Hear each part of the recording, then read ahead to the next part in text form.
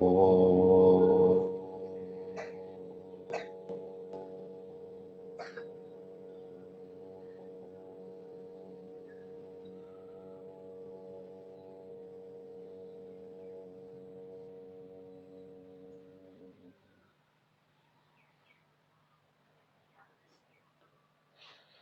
समादरणीय धार्मिक सज्जनवृंद,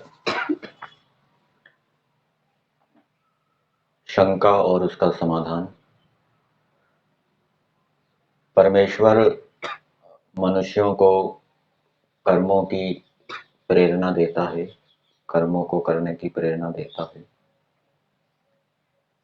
इसलिए परमेश्वर को कर्मों का फल मिलना चाहिए। तो इसका समाधान इस रूप में समझना चाहिए कि जो प्रश्न करता है उसके मन में ये बात है कि जो प्रेरणा देने वाला होता है वो कर्ता होता है। अष्टाध्यायी के अंदर एक सूत्र आता है, तत्प्रयोजको हेतुश्च, और इससे ऊपर वाला सूत्र है, स्वतंत्रः कर्ता। जो कर्मों को करने में स्वतंत्र होता है उसको कर्ता कहते हैं, प्रधान होता है। और उस कर्ता को जो प्रेरित करने वाला है उसको भी कर्ता कहा जाता है। तो इस दृष्टि से परमेश्वर कर्ता हो गया, इसलिए उसको कर्मों का फल मिलना चाहिए। योग दर्शन के अंदर भी कृत कारित अनुमोदित की चर्चा आई है, अर्थात जो अच्छे और बुरे कर्मों को करता है उसको तो अच्छा और बुरा फल मिलता ही है। जो ऐसे कर्मों को करने के लिए प्रेरणा देता है उसको भी अच्छा और बुरा फल मिलता है। जो अच्छे और बुरे कर्मों का समर्थन करता है उसको भी फल मिलता है। तो इस दृष्टि से परमेश्वर कर्मों की प्रेरणा देता है, तो परमेश्वर को भी कर्मों का फल मिलना चाहिए। तो परमेश्वर पहली बात तो बुरे कर्मों को करने की प्रेरणा नहीं देता, परमेश्वर अच्छे कर्मों को करने की प्रेरणा देता है। वेदों के अंदर विधि है, निषेध है। विधि का मतलब है अच्छे कर्मों को करने की प्रेरणा, निषेध है बुरे कर्मों को ना करने की प्रेरणा। तो परमेश्वर उत्तम कर्मों को करने की प्रेरणा देता है, बुरे कर्मों को करने की प्रेरणा नहीं देता।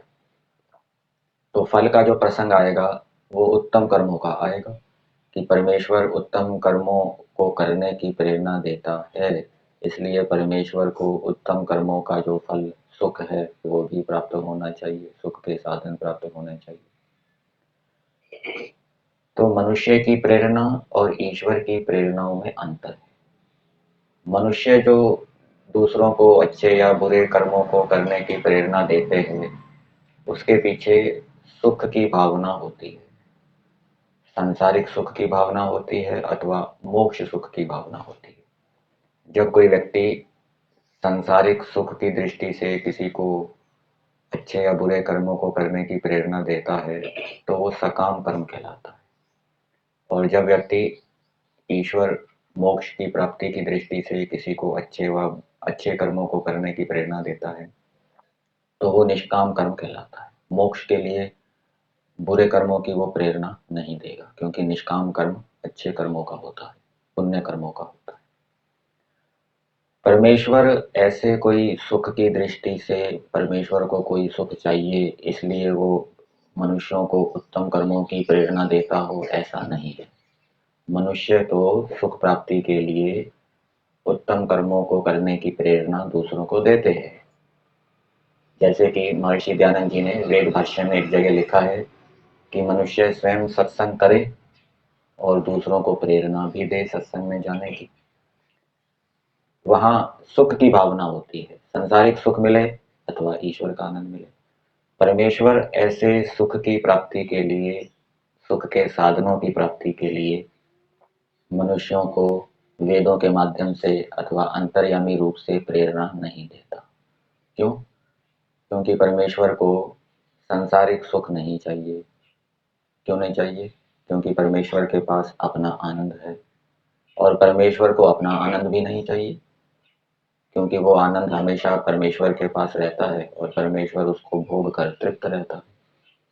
तो परमेश्वर सुख की दृष्टि से मनुष्यों को प्रेरणा नहीं देते, इसलिए परमेश्वर जो ये प्रेरित करने का कर्म करते हैं, कर्ता हो गए, उनको कोई फल की प्राप्ति नहीं होगी। फिर दूसरी बात, परमेश्वर सृष्टि को बनाते हैं, उसका पालन करते हैं, विनाश करते हैं, जीवात्माओं के कर्मों का हिसाब रखते हैं, न्यायाधीश हैं। तो ये जो कर्म कर रहे हैं, इसका फल क्या है? ये भी तो कर्म है एक। तो इसका फल ये बताया गया है कि परमेश्वर जो ये कर्म करते हैं, सृष्टि को बनाना, पालन करना, परमेश्वर के इस कार्य में कोई बाधा नहीं आती, परमेश्वर का ये कार्य पूरा हो जाता है। यही परमेश्वर के इन कर्मों का फल है। कौन से कर्मों का फल? सृष्टि को बनाना, सृष्टि का पालन करना, सृष्टि का विनाश करना। तो इस रूप में समझना चाहिए।